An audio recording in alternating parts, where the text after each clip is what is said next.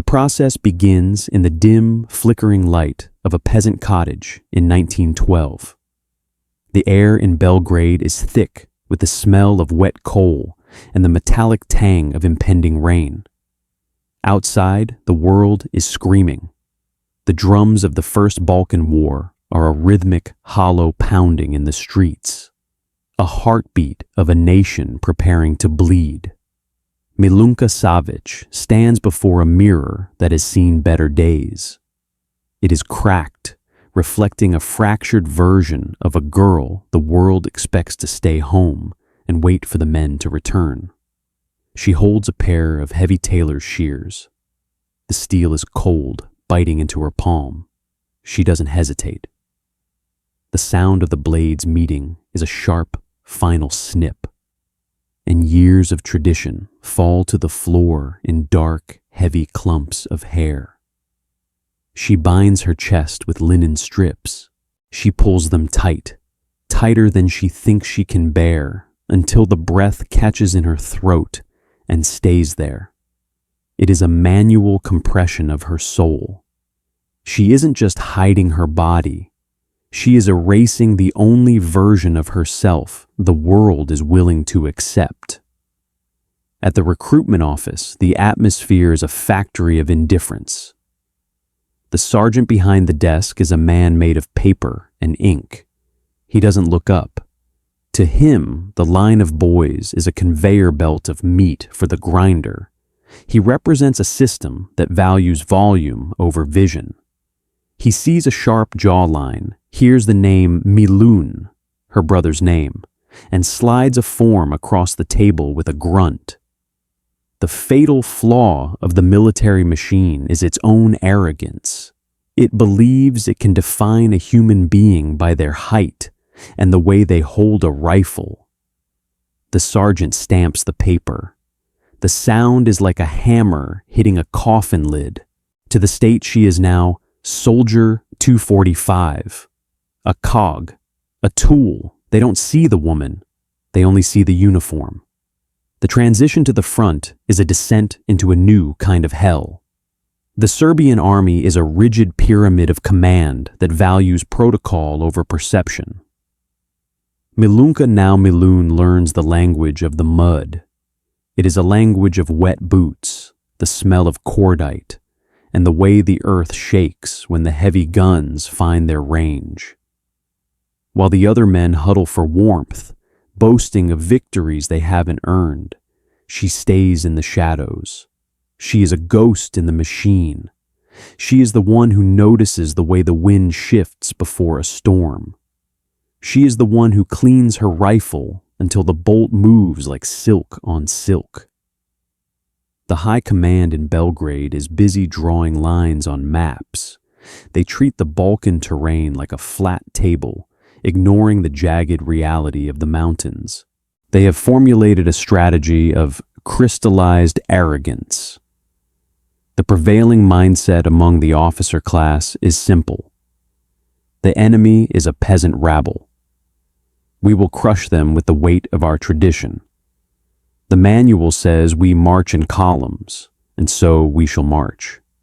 They believe their system is too large, too organized, to be halted by a disorganized foe. But the machine has a deadly gap. The logic of the 1912 battlefield is a black box of carnage. The input: thousands of men are ordered to charge across open ground in neat, linear formations. The mechanic of death. The enemy is equipped with the Maxim machine gun, a mechanical scythe that fires 600 rounds per minute. It doesn't matter how brave the soldier is. The physics of lead and velocity are indifferent to courage. The output: the machine betrays the men, and the field becomes a graveyard of professional pride. Milunka watches this failure from the edge of the line. She sees the lieutenant, a man named Jovan, with a mustache, waxed to a point, standing atop a trench, his chest puffed out like a peacock. He looks down at her as she huddles low in the dirt, checking the tension of her bootlaces. "You," he barks, his voice dripping with a sneer. "Why are you hiding in the muck?" A Serbian soldier stands tall. "We are the masters of this land. The Bulgarians will flee at the mere sight of our steel." He is the personification of the obstacle. He values the image of power over the reality of survival. Milunka offers a sharp, silent salute. She doesn't tell him that by staying low, she can hear the rhythmic thud, thud, thud of the enemy's sappers tunneling under the ridge. She doesn't tell him that the tall soldiers are the ones who get their heads taken off by snipers. She simply waits. The battle begins not with a roar, but with a scream of metal. The Serbian advance hits a wall of lead. The meat grinder begins to turn. In the chaos, the system screams in panic. Commands are shouted and then lost in the roar of the artillery. The neat columns break. The professional army becomes a mass of terrified individuals, drowning in the blood-soaked clay. But in the dark, Milunka is already moving. While the establishment loses its mind, she is finding her purpose. She doesn't follow the manual. She moves between the craters like a predator. She finds the blind spots in the Bulgarian fire. She realizes that the machine can be broken if you know where to strike. She is the ghost in the machine, the quiet competence that the loud men in gold braid never saw coming. But as the shells continue to fall and the lines begin to collapse entirely, her secret becomes a secondary concern. The front is falling. The miracle they need is standing in the mud, bleeding from a wound she cannot show anyone, holding a rifle she knows how to use better than any man in the regiment. The laughter is about to stop. The secret didn't die with a bang, but with the quiet hiss of a medic's breath as he cut away a blood-soaked tunic. When the truth of Milunka's identity was finally laid bare on a field hospital cot, the Serbian high command didn't see a hero. They saw a problem, a flaw in the blueprint. The establishment offered her a choice that felt more like a sentence: transfer to the nursing corps or go home. They believed a woman's place in war was to clean the wounds, not to cause them. But they had miscalculated the spirit of the ghost they had trained. Milunka stood before her commanding officer, her body still map-marked with the scars of her first campaign. And she didn't plead. She didn't beg. She simply waited. For 2 hours, she stood at attention in the freezing rain, a living statue of defiance until the system blinked first. By the autumn of 1916, the world had changed. The First Balkan War had bled into the Great War, and the Macedonian front had become a landscape of jagged rock and frozen despair. At the Kurna River bend, the earth itself seemed to be trying to shake off the men clinging to its surface. Milunka was no longer a secret. She was a psychological weapon, a ghost in the machine that the Serbian army now wielded with a mixture of awe and unease. She had become the personification of the paradox. While the generals in their distant chateaus obsessed over troop movements and logistics, Milunka was focused on the weight of a single object in her hand, the M1912 hand grenade. In the logic of the trenches, the grenade was the ultimate fatal flaw for the defender. To satisfy those who study the mechanics of death, the process is brutally simple. Input: the soldier pulls the safety pin and releases the lever. Black box: a spring-loaded striker hits a percussion cap, igniting a chemical fuse that burns for exactly 4.5 seconds. Output: The cast iron casing shatters into hundreds of jagged teeth, turning a confined space into a whirlwind of steel. It is a pocket-sized artillery strike, designed to kill what the rifle cannot see. Milunka didn't just throw grenades, she spoke through them. The Bulgarian forces holding the heights at Kaymakchalan were comfortable. They were arrogant. From their concrete bunkers, they looked down upon the Serbian lines with the crystallized arrogance of men who believed they held the high ground.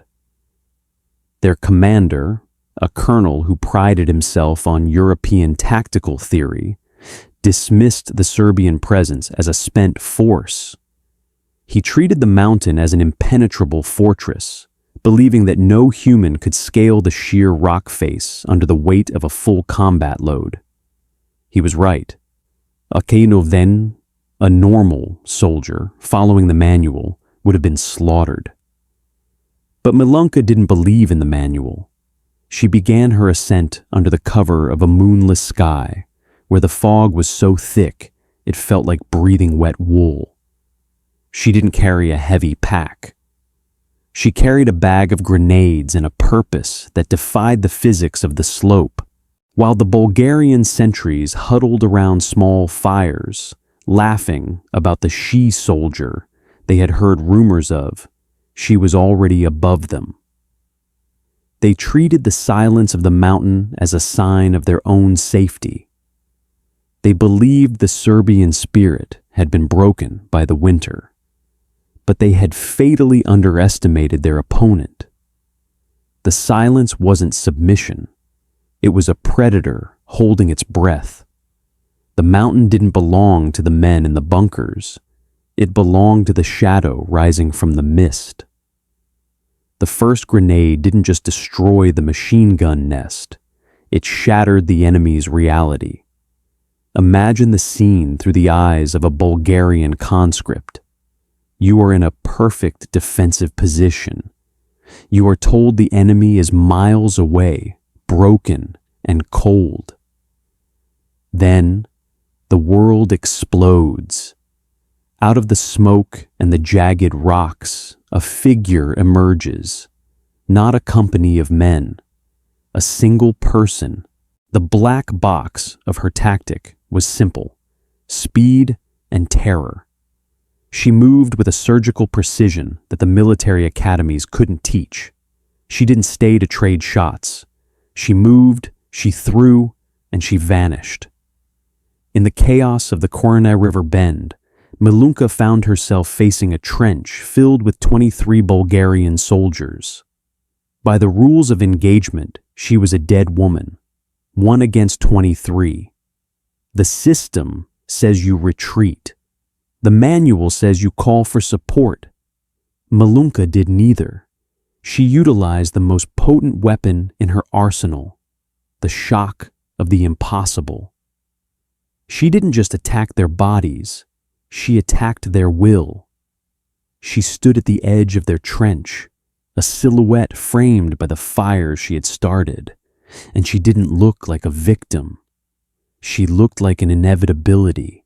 The sight of her, a woman, bleeding, eyes bright with a terrifying focus, holding the levers of death, did what no artillery barrage could. It broke them. The psychological weight of her defiance was heavier than the steel they carried. One by one, 23 men, trained for war and hardened by the elements, threw down their rifles. They surrendered not to an army, but to a symbol. She marched them back to her own lines, a line of broken giants led by a ghost. When she reached the Serbian camp, the silence that met her was deafening. The officers, who only months ago had tried to send her home to scrub floors, watched in a state of cognitive collapse.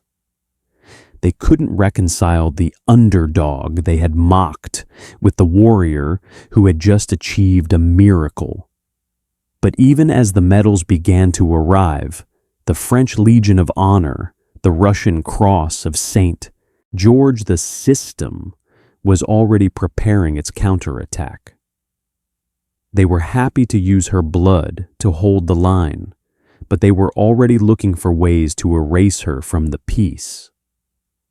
Because a hero like Milunka Savić is a dangerous thing for an establishment built on the myth of male superiority. She was a living reminder that their rules were arbitrary, their traditions were fragile. As the war entered its final, most brutal phase, Milunka continued to charge. She was shot. She was stabbed. She was blown into the air by shells that should have ended her story. But every time the machine tried to kill her, she crawled back out of the mud.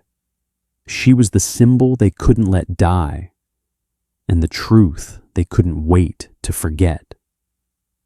The laughter had stopped, replaced by a cold, calculating respect that felt more like a cage than a tribute.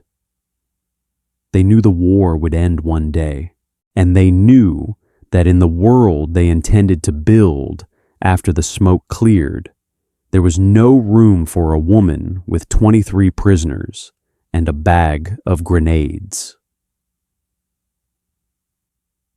The smoke of the Great War finally cleared in 1918, leaving behind a world that looked nothing like the one Milunka had stepped out of. The empires had crumbled, the maps had been redrawn, and the system was busy reinventing itself. For a brief, shining moment, the world remembered her. The French government offered her a mansion in Paris and a pension for life, a reward for the blood she had spilled on their behalf.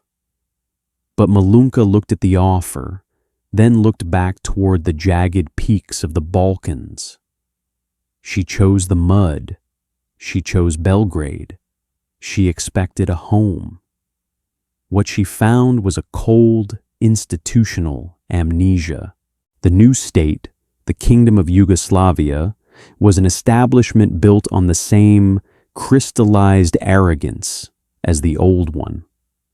Once the threat of annihilation was gone, the generals and the politicians no longer had a use for a ghost in the machine. A woman who had captured 23 men was an inspiration during the slaughter, but in the quiet of peace, she was an embarrassment. She was a reminder of a time when the proper order of things had collapsed.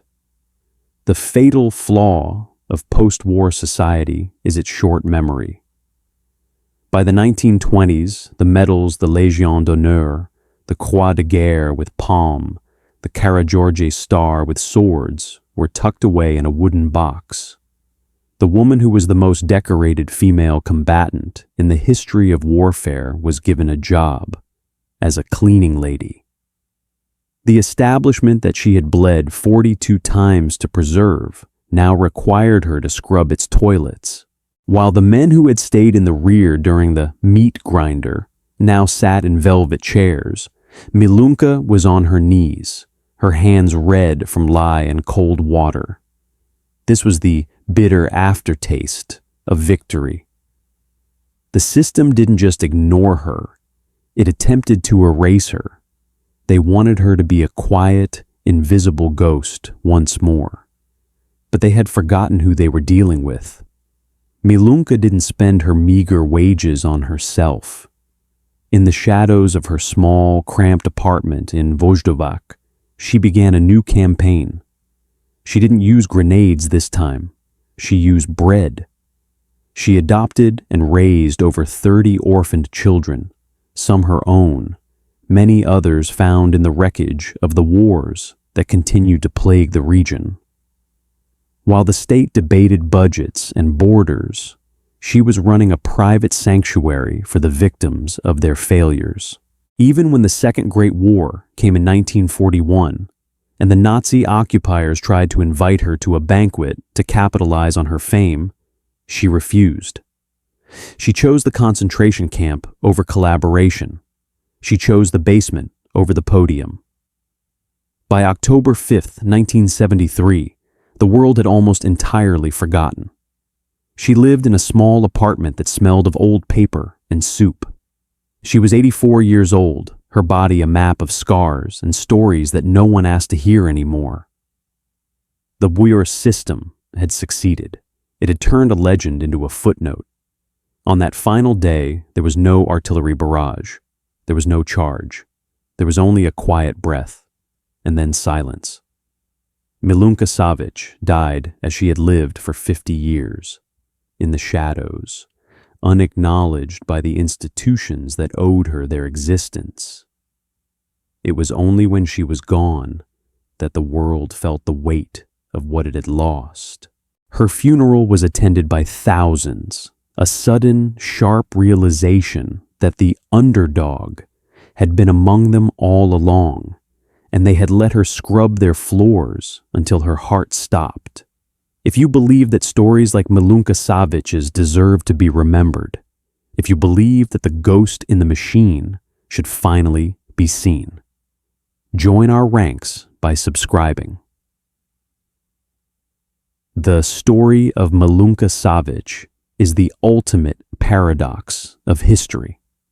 It is a mirror reflecting a truth we often try to ignore, that society has a terrifying capacity to use the courage of the individual to save itself, only to discard that individual once the danger has passed. We see this same hubris in our modern world. We celebrate the essential workers, the frontline agents of change, the whistleblowers who stand against the system until the crisis is over. Then we return to our rigid hierarchies and our comfortable amnesia. The tragedy wasn't that Milunka was a woman in a man's war. The tragedy was that she was a hero in a world that prefers its heroes to be statues cold, silent, and incapable of asking for the dignity they earned. Why did the powerful system ignore the only tactic that could save them? Because the tactic required them to admit that their rules were wrong. It required them to see the human spirit instead of the rank on a sleeve. They couldn't do it then, and the question remains, can we do it now?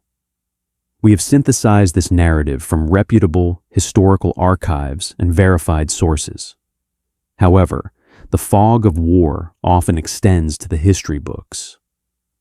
If you spot any inaccuracies or have additional details to share, please correct us in the comments.